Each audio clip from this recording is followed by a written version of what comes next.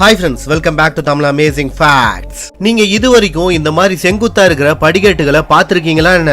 இதுல எல்லாம் மக்கள் ஒரு சப்போர்ட் கூட இல்லாம ஜாலியா ஏறுறாங்க. அதுலயும் இந்தியால இருக்கிற இந்த படிக்கட்டுல ஏறணும்னா உசுர கையில புடிச்சிட்டே தான் ஏறணும். ஏன்னா எப்ப வேணா தவறி விழுந்து போய் சேர்றதுக்கு 90% வாய்ப்பு இருக்கு. இந்த மாதிரி உலகத்துல இருக்கிற ரொம்பவே டேஞ்சரஸான படிக்கட்டுகள் பத்தி தான் நம்ம இன்னைக்கு இந்த வீடியோல பார்க்க போறோம். இந்த வீடியோ வேற லெவல்ல இன்ட்ரெஸ்டிங்கா இருக்கும். சோ ஸ்கிப் பண்ணாம கடைசி வரைக்கும் பார்த்துட்டு பிடிச்சிருந்தா மறக்காம அந்த லைக் பட்டனை தட்டி விட்டுருங்க. மாச்சு பிச்சு சதர்ன் பெருல இருக்கிற ஈஸ்டர்ன் கார்டிலேரால தான் இந்த இடம் இருக்கு. இதோட டோட்டல் ஹைட் 7970 ஃபீட். இங்க ஒவ்வொரு ஸ்டெப்ஸையும் ரொம்பவே கேர்ஃபுல்லா தான் எடுத்து வைக்கணும். ஏன்னா இந்த படிக்கட்டுல இருந்து லைட்டா ஸ்லிப் ஆனா கூட எந்த ஒரு சப்போர்ட்டும் இல்லாம டைரக்டா கீழே தான் போய் விழணும். இந்த மலையோட உச்சியில அழகான ஒரு கோட்டை இருக்கு. அதை பாக்கிறதுக்காக தான் பல பேர் இந்த ஆபத்தான படிக்கட்டையும் ஏறி மேல வராங்க. இந்த படிக்கட்டு வழியா அந்த கோட்டைக்கு போய் சேர்றதுக்கு கிட்டத்தட்ட 3 மணி நேரம் ஆகும். இதுல டேஞ்சரஸான விஷயம் என்ன தெரியுமா? இந்த படிக்கட்டுல மேல ஏறி போறதுக்கு ஒரு சப்போர்ட்டும் கிடையாது. நார்மலாவே மலை பிரதேசம்னா அப்பப்ப மழை பெஞ்சிட்டே தான் இருக்கும். அதே மாதிரி தான் இந்த இடத்துலயும் அப்பப்ப மழை பெஞ்சிட்டே தான் இருக்கும். அதனால படிக்கட்டு முக்காவாசி எப்பவுமே ஸ்லிப்பரியா தான் இருக்கும். சோ இந்த மாதிரி நேரத்துல மேல ஏறதுக்கு மட்டும் இல்ல, கீழே இறங்குறதுக்கும் அலோ பண்ண மாட்டாங்க. எதனாலனா இந்த மாதிரி நேரத்துல தான் நிறைய பேர் ஸ்லிப் ஆகி கீழே விழுந்து இறந்து போயிருக்காங்க. இந்த இடத்தை பார்க்க ஒரு நாளைக்கு எக்கச்சக்க பேர் வந்தா கூட வெறும் 500 பேர் மட்டும் தான் மேல ஏற அலோ பண்ணுவாங்க. அதே மாதிரி இந்த படிக்கட்டு கிட்டத்தட்ட 500 வருஷம் பழமையானது.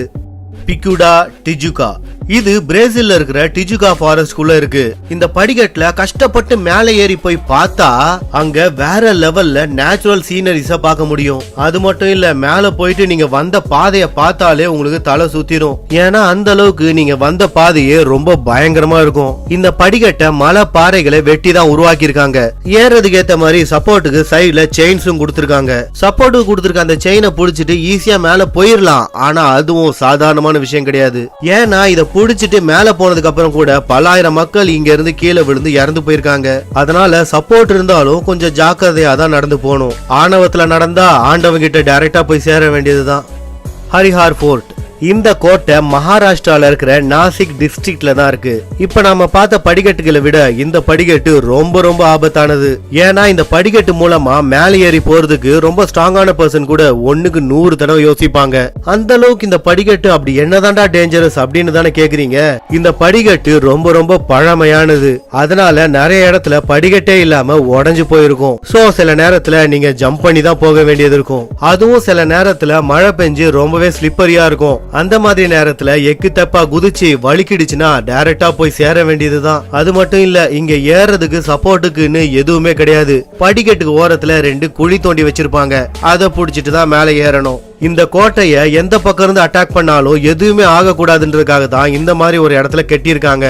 அதுலயும் இந்த கோட்டைக்கு ஏறதுக்கு இதுதான் ஒரே வழி. சோ எதிரிங்க மேல ஏறினா ஈஸியா அவங்கள காலி பண்ணிடலாம். இந்த பிளானை வச்சுதான் இந்த கோட்டைய இந்த இடத்துல கட்டியிருக்காங்க. குவாடேப் ராக் கலிபோர்னியால இருக்க இந்த இடத்த பார்க்கிறதுக்கு ரொம்ப பிரமிப்பா இருந்தாலும் அந்த படிக்கட்டை பார்க்கும்போது மேல ஏறதுக்கு ரொம்ப ஈஸின்னு தோணும். ஆனா அதுதான் இல்ல. ஏன்னா இந்த படிக்கட்டுல எப்ப பார்த்தாலும் தண்ணியோட ஃப்ளோ இருந்துட்டே இருக்கும். இதனால படிக்கட்டு எப்பவுமே வழுவழுப்பா தான் இருக்கும். சோ ஸ்லிப் ஆகி கீழே விழுறதுக்கு நிறைய சான்ஸ் இருக்கு. இங்க கிட்டத்தட்ட 740 படிக்கட்டு இருக்கு. இதோட டோட்டல் ஹைட் கிட்டத்தட்ட 7005 ஃபீட். 1940ஸ்ல கொலம்பியா அரசு இத ஒரு தேசிய சின்னமா அறிவிச்சிருக்கு. மழை பெஞ்சிட்டு இருக்கும் போது இதோட டாப் இருந்து பார்த்தா வியூ சும்மா வேற லெவல்ல இருக்குமா. அந்த வியூவை பார்க்கிறதுக்கு தான் பல பேர் இந்த இடத்துக்கு தேடி போறாங்க. சாந்த் பவுடி நம்ம நாட்டோட ராஜஸ்தான்ல தான் இந்த வித்தியாசமான படிக்கட்டு இருக்கு. இப்போ வரைக்கும் நாம பார்த்த படிகள் எல்லாமே கீழ இருந்து மேல போற மாதிரி தான் இருக்கும். ஆனா இந்த படிக்கட்டு ரொம்பவே வித்தியாசமா மேல இருந்து கீழே வர மாதிரி டிசைன் பண்ணிருக்காங்க. இதுவும் ரொம்பவே ஆபத்தான படிக்கட்டு தான். ஏன்னா இது தரை மட்டத்துல இருந்து கிட்டத்தட்ட 100 அடி ஆழம் வரைக்கும் இருக்குது. இதுல கிட்டத்தட்ட 3500 குறுகிய படிக்கட்டுகள் இருக்கு. இந்த படிக்கட்டு வழியா யாரு கீழே போனாலும் கொஞ்சம் யோசிச்சு கவனமா தான் போகணும். ஏன்னா ஒரு பக்கம் மட்டும்தான் செவரோட சப்போர்ட் இருக்கு, இன்னொரு பக்கம் எந்த சப்போர்ட்டும் இல்ல.